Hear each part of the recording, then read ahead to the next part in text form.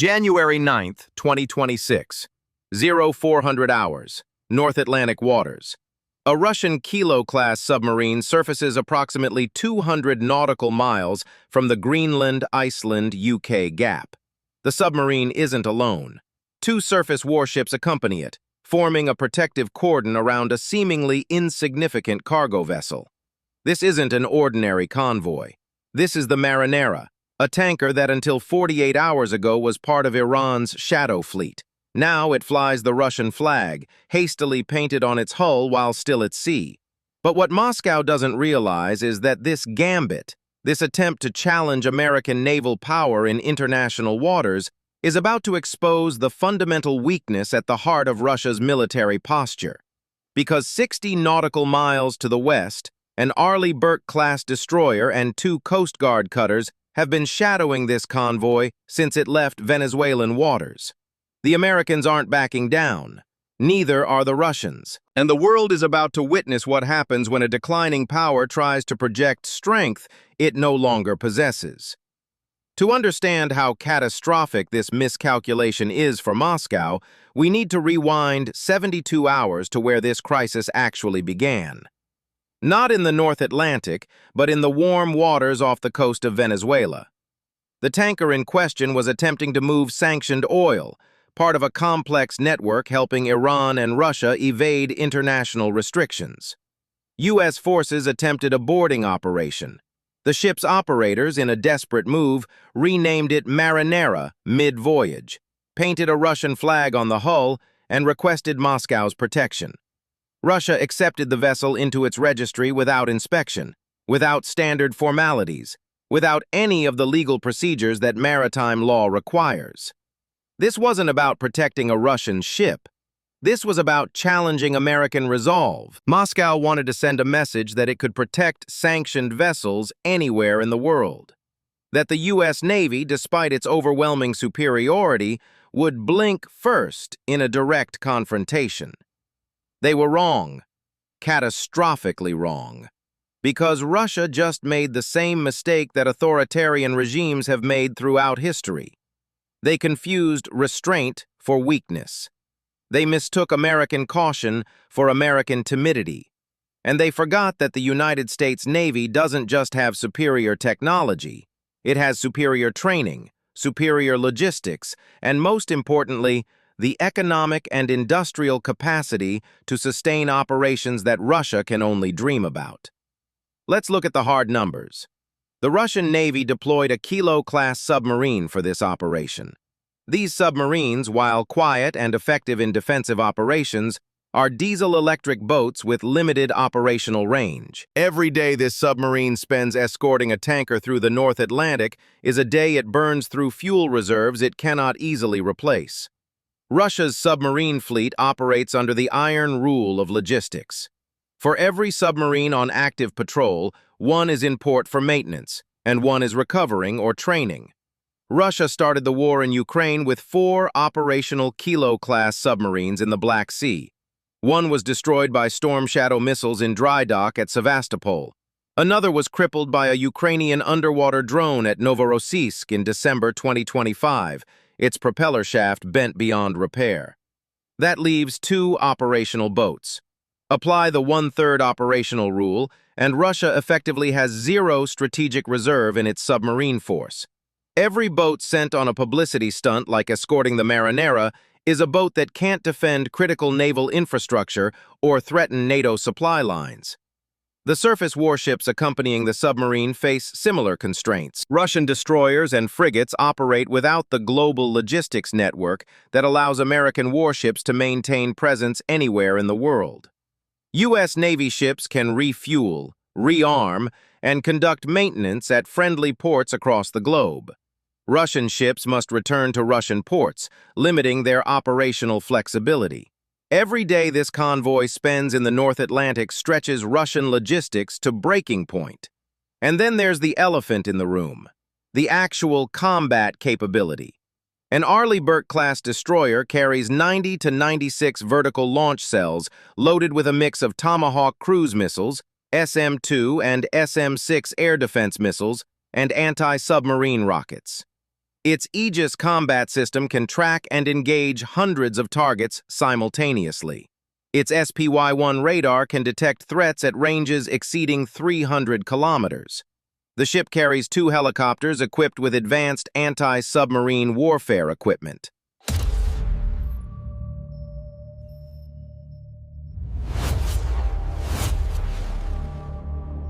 Compare that to the Russian surface combatants in this convoy. Older generation radars, limited missile inventory, no sustained operations capability without external logistics support. In a direct engagement, which neither side wants but Russia seems willing to risk, the outcome wouldn't be in doubt. It would be a slaughter. The Russian ships would be on the bottom of the Atlantic before their commanders finished processing what had happened. But here's what makes Russia's gambit truly foolish. Moscow isn't just risking military humiliation, it's risking economic catastrophe. The ship at the center of this crisis, the Marinera, is empty. According to maritime tracking data, the vessel is ballasted, meaning it's not even carrying the sanctioned oil it was supposedly protecting. Russia deployed scarce naval assets, stretched its logistics to breaking point, and risked direct confrontation with the U.S. Navy, all to protect an empty tanker that serves no economic purpose.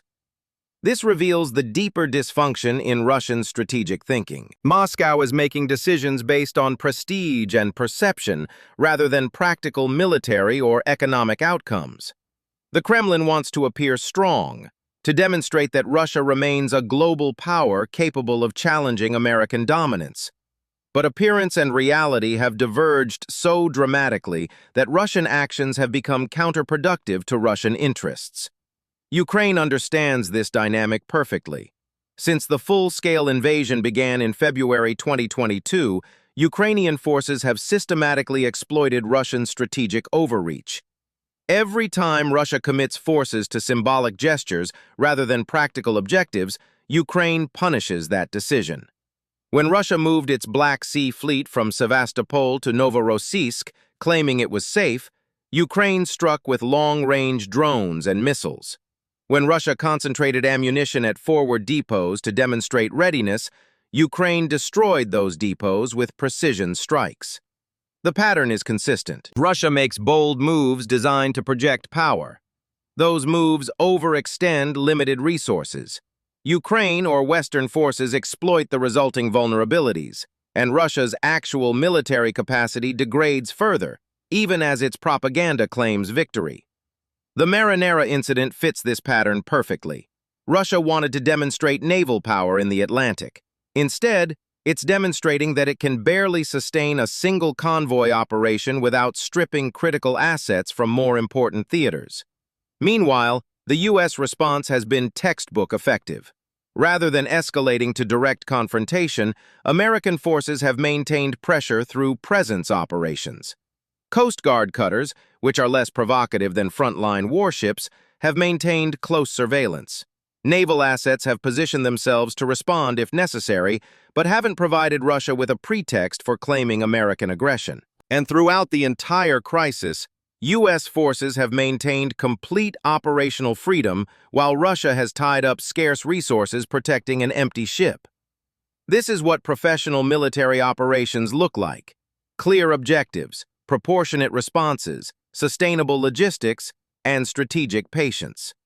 Russia's approach has been the opposite: unclear objectives beyond vague notions of prestige, disproportionate commitment of scarce resources, unsustainable logistics requiring the submarine and surface ships to operate far from support, and zero strategic patience, as evidenced by the hasty decision to accept an unknown vessel into registry mid-voyage. The consequences extend beyond this single incident. Every Russian naval asset committed to the Marinera convoy is an asset not available for other missions. That 𝙄𝙣𝙨 submarine isn't patrolling near critical undersea cables. Those surface ships aren't defending Russian maritime approaches. The sailors aboard those vessels are exhausting themselves on a pointless mission rather than training for missions that might actually matter. And the Russian Navy is broadcasting its weaknesses to every intelligence agency monitoring this situation. NATO intelligence services are right now analyzing every aspect of this operation. How quickly did Russian ships respond? What communication protocols do they use? How do their radars perform in North Atlantic conditions? What are their refueling patterns? Every day this crisis continues provides Western intelligence with data that will inform future operations. Russia is essentially conducting a training exercise for potential adversaries, demonstrating its capabilities and limitations in real time. And here's the most damaging aspect for Moscow. This entire crisis was avoidable. Russia didn't need to accept the marinera into its registry. It didn't need to deploy naval assets to escort an empty tanker. It didn't need to create a confrontation with the U.S. Navy that it cannot win and cannot sustain. Russian leadership chose to do all of these things because they believed the optics of challenging America were worth the costs. They were wrong. The optics are terrible. Russia looks desperate, committing scarce naval resources to protect an empty ship involved in sanctions evasion. Russia looks weak, unable to sustain naval operations without stretching its logistics to breaking point. Russia looks incompetent, accepting a foreign vessel into its registry without basic due diligence, creating legal and diplomatic complications for the sake of a symbolic gesture. Ukraine, by contrast, continues to make decisions based on practical military effectiveness rather than symbolic gestures. When Ukrainian forces strike Russian ammunition depots, they're not trying to send messages. They're degrading Russia's ability to sustain artillery operations. When Ukrainian drones destroy Russian air defense systems, they're not performing for an audience. They're creating gaps in Russian coverage that allow follow-on strikes. When Ukrainian forces target Russian logistics infrastructure, they're not making political statements. They're collapsing the supply chains that keep Russian forces in the field. This fundamental difference in strategic approach explains why Ukraine, despite being outmatched in population and resources, continues to resist effectively, while Russia, despite its vast territory and military industry, struggles to achieve its objectives. One side fights smart. The other side fights for appearance.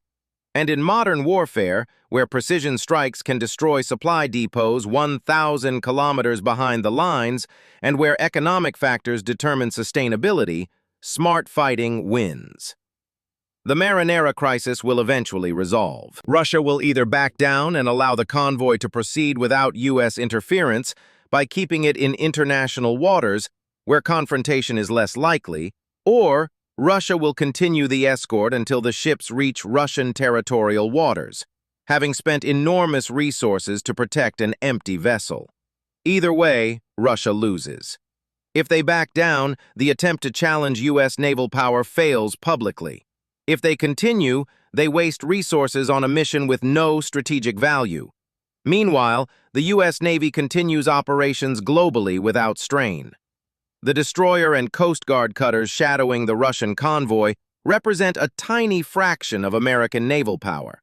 The United States has 11 carrier strike groups, dozens of Arleigh Burke-class destroyers, and a global logistics network that allows sustained operations indefinitely. Deploying a few ships to monitor a Russian convoy requires no significant shift in broader naval strategy or posture. This is the asymmetry that Russia fails to understand. For the United States, the marinera incident is a minor operational task. For Russia, it's a major commitment that strains limited resources. The longer this crisis continues, the more this asymmetry becomes apparent to everyone watching. And everyone is watching. China is watching Russia struggle to sustain a single convoy operation. Iran is watching Russia fail to effectively protect sanctioned oil shipments. NATO is watching Russia broadcast its limitations in real time. And Ukraine is watching, learning, and planning how to exploit the vulnerabilities this incident exposes. Because make no mistake, this incident exposes vulnerabilities. It reveals that Russia's surface navy cannot operate effectively far from its support bases. It demonstrates that Russian submarine operations are constrained by limited assets and stretched logistics. It shows that Russian decision-making prioritizes optics over effectiveness. And it confirms that Russia will commit scarce resources to missions with no clear strategic value if those missions offer the appearance of strength. These are exploitable weaknesses. Ukraine has built its entire military strategy around identifying and exploiting exactly these kinds of weaknesses. Russian forces concentrate for a symbolic offensive. Ukraine strikes the logistics infrastructure supporting that offensive. Russian forces deploy air defenses to protect prestige targets. Ukraine uses decoy drones to exhaust those defenses, then strikes with precision weapons. Russian forces make bold proclamations about impregnable defensive lines. Ukraine finds the gaps in those lines and punches through. The Marinera incident will become another data point in this pattern. Russia challenged the U.S. Navy, attempting to project power it doesn't possess, committing resources it cannot sustain, all for a symbolic victory that was never achievable. The United States responded with professional competence, maintaining pressure without escalation, demonstrating sustainable naval power without resorting to provocative actions. And observers worldwide noted which approach reflected actual strength versus which approach reflected desperate posturing masquerading as strength. Russia made a huge mistake. Not because challenging the U.S. Navy is inherently wrong from a geopolitical perspective, but because Russia challenged the U.S. Navy while lacking the resources, logistics, and strategic patience necessary to make that challenge meaningful. It's the military equivalent of writing checks your military cannot cash. And in the grinding arithmetic of modern warfare, where resources matter more than rhetoric and sustainability matters more than symbolism, that's not just a mistake. It's a catastrophic miscalculation that weakens Russia's strategic position while strengthening the very opponents Russia seeks to intimidate. Thank you for watching.